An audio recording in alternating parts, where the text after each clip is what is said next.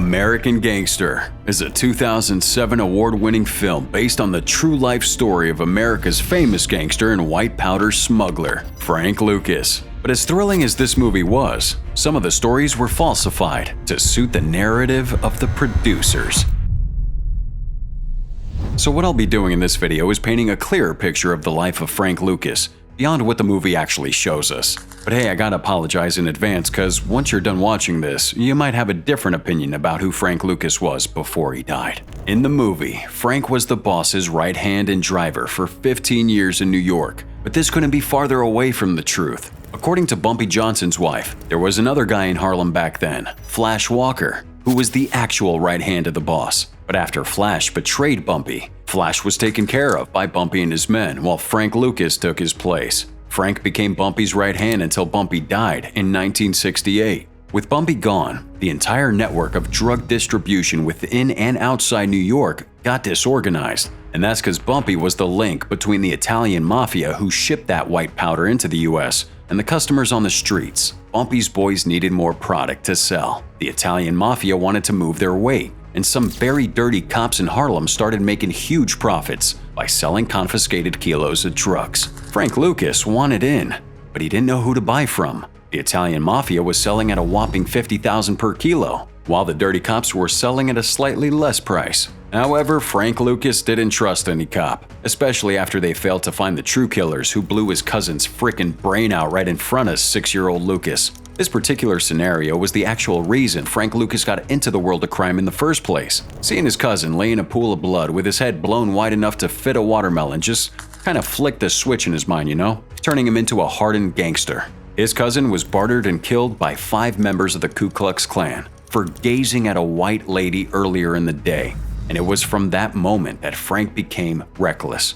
He did things like steal from drunk people and sleep with his boss's daughter while he worked as a truck driver. And you might not see the last part as being reckless, but after his boss found out, Frank got into a fight and set his freaking office on fire before running away. Now, that's insane. And insane is the perfect word to describe who Frank was becoming. His mother was really worried about how things were getting out of hand for Lucas. It was obvious he would either end up in jail or 6 feet below. So to avoid either scenario from coming to that reality, she persuaded Lucas to move out of his hometown, North Carolina, to New York and start up a new life. However, moving to the Big Apple just made Frank morph into a full-blown gangster. So, what other facts did the movie get wrong? Well, let's dig deeper in and find out. Getting to New York, Frank went from robbing random people on the streets of Harlem with sticks and fists to robbing local bars and gambling houses with a loaded gun. It was at this moment in his life when he met Bumpy Johnson for the first time. Bumpy was the guy who was at the center of painting the dark streets of Harlem white and red. White with the dope and red with the blood of anyone opposing his authority. But like I said, when Bumpy was gone, the entire narcotics underworld needed a new head. And this is where the real story of Frank Lucas began. Frank lodged in a hotel, cut off communication to everyone around him except the regular pizza men, and just thought out ways to not only rule the Harlem distribution of powder, but to shatter the entire Italian monopoly and become the head of the game in America. After weeks of isolating himself, Frank's mind swirled around 3 very genius thoughts. The first one was the fact that many reports on TV talked about American troops in Vietnam getting hooked on powder. The second thought was that many of Frank's friends while he was still with Bumpy told him about Vietnam having purer powder than the one sold by the Italian mafia. And finally, Frank had a relative who was in the military and luckily also in Vietnam. His name was Sergeant Leslie Atkinson. Sergeant Atkinson was called Frank's cousin in the movie, but in reality, he was the husband of Frank's cousin. All routes pointed to Vietnam. So Frank used Leslie's connection in the army to get very good and trusted African-American military men for their journey to Vietnam. They went through Bangkok and spent weeks in the jungle before finally meeting up with the manufacturer. And since Leslie had spent some time in Bangkok, he was the translator between Frank Lucas and the manufacturer. Chinese James Bond, as Frank jokingly called him. The Chinese Bond gave him 134 kilos of powder at a shocking price of $4,200 per kilo. And remember that the Italian Mafia sold their over-diluted product at $50K per kilo. I don't need to tell you that Frank just hit the jackpot with the deal. But what I do need to tell you is that the negotiation and buying process wasn't as easy as it was shown in the film. Since they were black men, they constantly got attacked while in the jungle, with Frank also falling extremely ill in Thailand. Then on their way out, Leslie had a friend make 28 exact replicas of government-issued coffins with fake bottoms to hide the white powder. Then they gave a military general $100,000 to seal his mouth and hands far away from their shipment headed for Harlem. After eliminating the intermediary and shipping the cocaine back to the US, Frank and Leslie decided to create a system where they could sell their coke at a cheaper price but still be able to beat the market.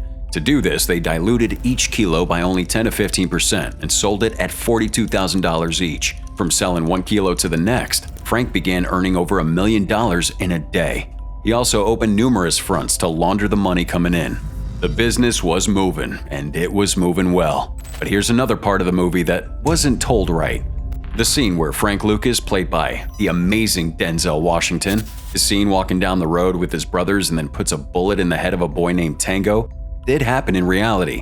The only difference is, it happened way back in 1966, when Bumpy Johnson was still alive, and long before Lucas established his powder supply chain in Thailand. So it basically means it didn't happen in the presence of his brothers. The real story is that Tango owed Frank $5,000 and refused to pay.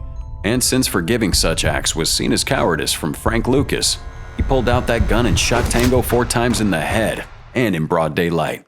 The movie also tells us that Lucas lived a not-so-flashy lifestyle, but in reality, he did.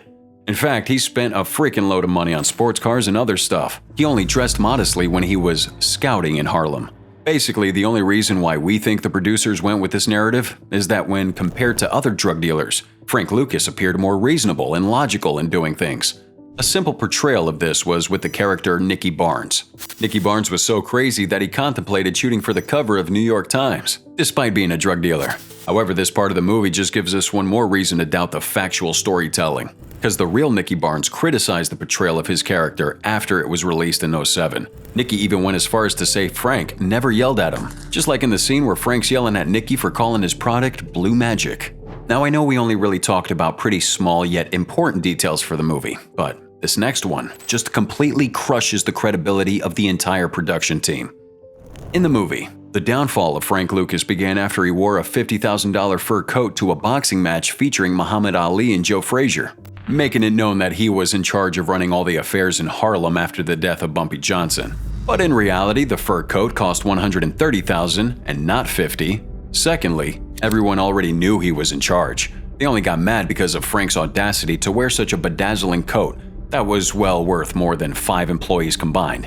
Also, during that fight, Frank Lucas took a better seat than the bosses of the Italian mafia back then, showing his dominance and strength above them. And to crown that moment, Ali and Frazier both personally greeted Frank Lucas on their way into the ring. However, 4 years later, the police cranked down Frank's brothers before finally arresting him during a raid on his home. And the truth is, the movie is very thrilling. But because of the many inconsistencies, it was highly criticized in Hollywood, and even lost its 2 Oscar nominations for this. Another group that took offense with this movie is the Drug Enforcement Agency. The DEA followed a class action lawsuit against Universal Studios, stating that the events in the film were highly fictional and were indirectly defaming their name as an agency. However, this lawsuit was immediately revoked after some underground work was done.